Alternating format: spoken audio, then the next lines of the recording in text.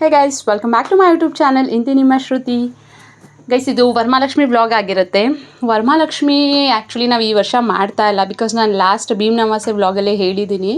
ನಮ್ಮ ಮಾವ ಅವರು ಇದೇ ವರ್ಷ ಎಕ್ಸ್ಪೈರ್ ಆಗಿದ್ದರಿಂದ ವರಮಹಾಲಕ್ಷ್ಮಿ ಹಬ್ಬನ ನಾವು ಮಾಡ್ತಾ ಇಲ್ಲ. ಈ ವರ್ಷ ಬರೋ ಯಾವ ಹಬ್ಬನೂ ಮಾಡೋ ಹಾಗಿಲ್ಲ. ಜಸ್ಟ್ ರೆಗ್ಯುಲರ್ ಪೂಜೆ ಮಾಡ್ಕೊಳ್ಬೋದು ಅಷ್ಟೇ.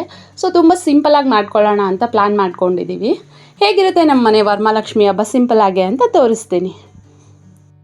ನಮ್ಮ ಮನೆಯಲ್ಲಿ ಹೂವು, ಹಣ್ಣು, ತರಕಾರಿ ಎಲ್ಲ ಹಿಂದಿನ ದಿನವೇ ತೊಗೊಂಡು ಬಂದುಬಿಟ್ಟಿದ್ವಿ. ಸೊ ಎಲ್ಲನೂ ಆರ್ಗನೈಸ್ ಮಾಡ್ಕೋತಾ ಇದ್ದೆ. ಯೂಶ್ವಲಾಗೆ ಮಾರ್ಕೆಟ್ಗೆ ಹೋದರೆ ಒಂದು ವಾರಕ್ಕೆ ಆಗೋವಷ್ಟು ತರಕಾರಿ ಎಲ್ಲ ಒಟ್ಟಿಗೆ ತೊಗೊಂಡು ಬಂದುಬಿಡ್ತೀವಿ ನಾವು. ಎಲ್ಲನೂ ಡಬಲ್ ಕವರ್ ಹಾಕಿಬಿಟ್ಟು ಸ್ಟೋರ್ ಮಾಡಿ ಇಟ್ಕೊಳ್ತೀವಿ, ಏನೂ ಹಾಳಾಗೋದಿಲ್ಲ. ಸೊ ಹೂವು ತೊಗೊಂಡು ಬರಬೇಕು ಅಂತ ಹೋಗಿದ್ವಲ್ಲ, ಹಾಗೆ ತರಕಾರಿನೂ ಎಲ್ಲ ತೊಗೊಂಡು ಬಂದುಬಿಟ್ವಿ.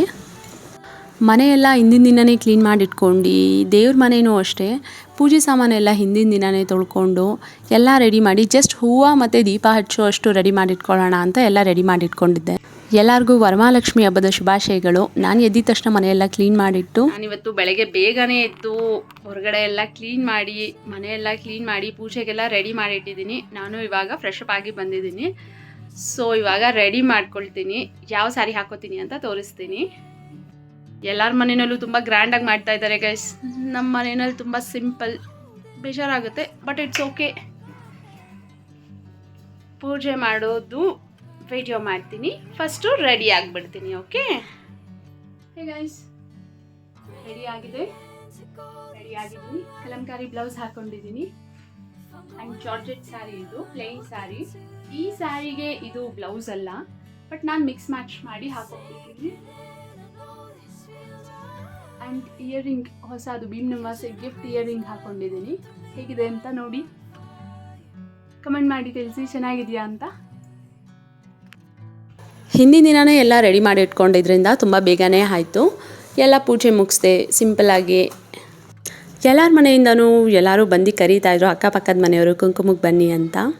ಗೈಸ್, ನಮ್ಮನೆ ಪೂಜೆ ಮುಗಿಸ್ಕೊಂಡು ಕುಂಕುಮಕ್ಕೆ ಕರೆದಿರೋರ ಮನೆಗೆಲ್ಲ ಹೋಗೋಣ ಅಂತ ಬರ್ತಾಯಿದ್ದೀನಿ. ಫಸ್ಟು ನಾಗಮ್ಮನ ಮನೆಗೆ ಬರ್ತಾಯಿದ್ದೀನಿ. ನಾಗಮ್ಮ ನೋಡಿ ರಂಗೋಲಿ ಎಷ್ಟು ಚೆನ್ನಾಗಿ ಹಾಕಿದೆ. ನಮ್ಮನೆ ಪುಟ್ಟಲಕ್ಷ್ಮಿ ಲಯನ್ಗೆ ಕುಂಕುಮ ಇಟ್ಕೊಳ್ಳೋದು, ಬಳೆ ಇಸ್ಕೊಳ್ಳೋದು ಇದೆಲ್ಲ ಅಂದರೆ ತುಂಬ ಇಷ್ಟ.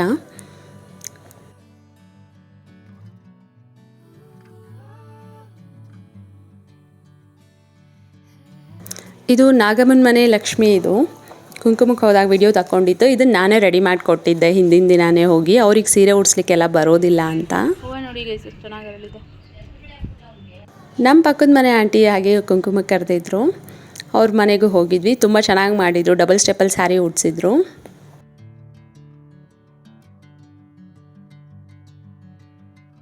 ನಮ್ಮ ಚಿಕ್ಕತ್ತೆ ಮನೆಗೆ ಹೋಗಿದ್ದೆ, ಹಾಗೆ ಕುಂಕುಮ ತಗೊಳ್ಳಿಕ್ಕೆ ಹೋಗಿದ್ದೆ. ಅಲ್ಲಿ ತುಂಬ ಜನ ಚಿಕ್ಕ ಚಿಕ್ಕ ಮಕ್ಕಳು ಬಂದಿದ್ದರು. ಅವ್ರಿಗೆ ಹಾಗೆ ಕುಂಕುಮ ಕೊಡು ಅಂತ ನನಗೆ ಹೇಳಿದರು.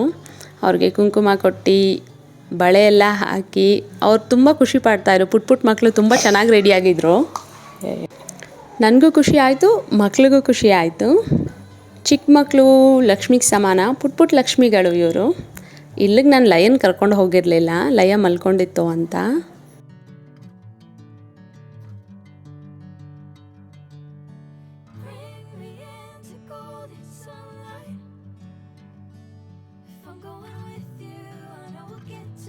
ನಮ್ಮ ಮನೆಯಲ್ಲಿ ಅಡುಗೆ ಏನೂ ತುಂಬ ಸ್ಪೆಷಲ್ಲಾಗಿ ಏನೂ ಮಾಡಿರಲಿಲ್ಲ.